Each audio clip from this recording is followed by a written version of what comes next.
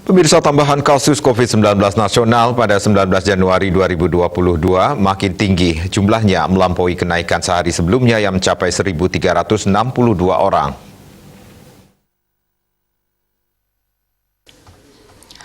Pasien sembuh bertambah lebih sedikit dari kasus baru. Kesembuhan pasien masih bertambah sebanyak 500-an orang.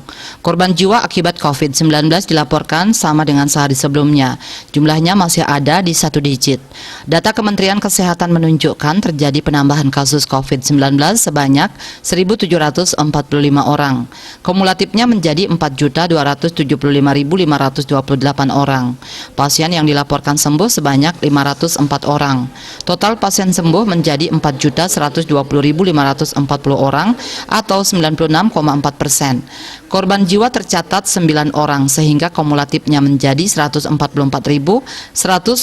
orang atau 3,4% selama pandemi berlangsung sejak Maret 2020. Jumlah pasien COVID-19 yang masih dirawat mencapai 10.796 atau 0,3%. Suspek sebanyak 5.814 orang. Dia Dewi Bali Pos melaporkan.